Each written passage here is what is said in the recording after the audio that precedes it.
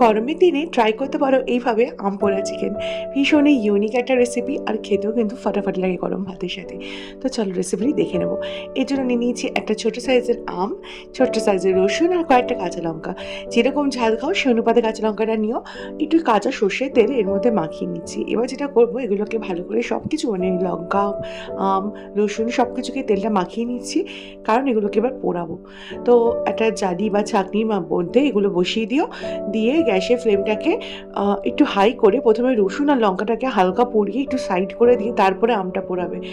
বেশি কিন্তু লঙ্কা আর রসুনটাকে পুড়িও না, তাহলে কিন্তু একদম পুরো পুড়ে ছাই হয়ে যাবে, রান্নাটার কোনো টেস্ট পাবে না। আমটাকে অবশ্যই ভালো করে পোড়াবে। আর লঙ্কা আর রসুনটাকে দেখো হালকা হালকা করে পুড়িয়েছি, ঠিক এইটুকুই কিন্তু পোড়ালে যথেষ্ট। এবার এটাকে ঠান্ডা হতে দাও, ভালো করে ফ্রিজে রেখে দাও বা ফ্যানের তলায় কিছুক্ষণ রেখে দাও, ঠান্ডা হয়ে যাবে।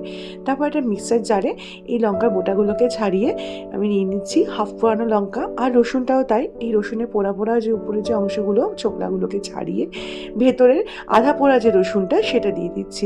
খুব বেশি রসুন আর লঙ্কাটাকে পোড়ালে না রান্নাটা যে মানে এটা পোড়ানোর উদ্দেশ্য হয় কি, একটা স্মোকি ফ্লেভার আনার জন্য, আম পান্না খেলে যে আম পোড়া সেই ফ্লেভারটা আনার জন্য।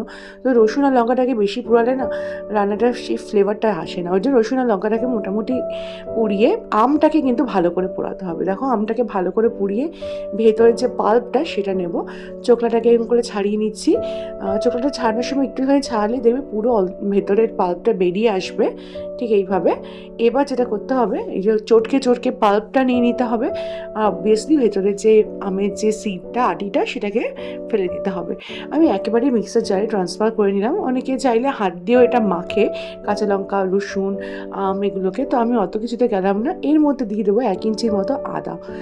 এবার একটু সামান্য জল দিচ্ছি, দিয়ে এবার সব কিছু দিয়ে একটা মিহি পেস্ট বানাবো। তো এইভাবে বানিয়ে অ্যাকচুয়ালি তোমরা দেখো বেশি ভালো লাগে খেতে। অনেক সময় অনেকেই রসুন লঙ্কাটাকে পুরো পোড়ায়, সেক্ষেত্রে কিন্তু ফ্লেভারটা পুরো নষ্ট হয়ে যায় রসুনের বা লঙ্কার। যতই হোক এটা তো মাংস, একটু রসুনের ফ্লেভারটা হালকা না থাকলে ভালো লাগে না।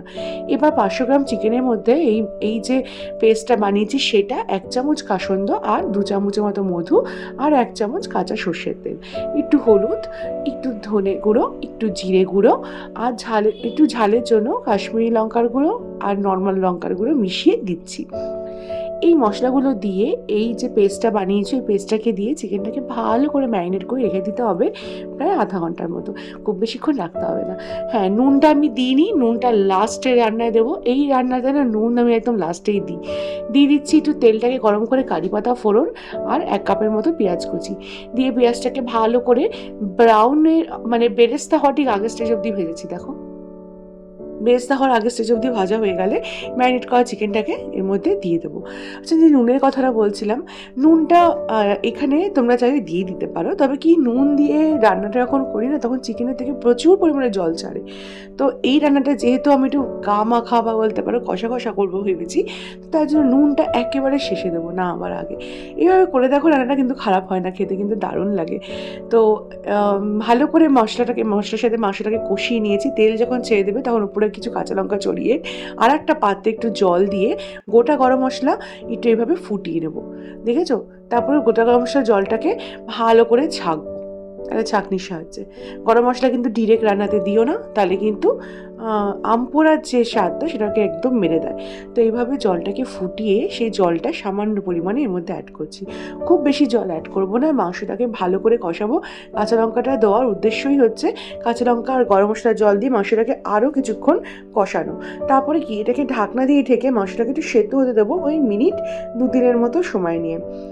তারপরে তারপরে যখন মিনিট 2 মিনিট হয়ে যাবে, তারপর দেখো উপর দিয়ে কত তেল ছেড়ে দিয়েছি। এই স্টেজে আমি এখানে স্বাদ অনুযায়ী নুনটা অ্যাড করছি।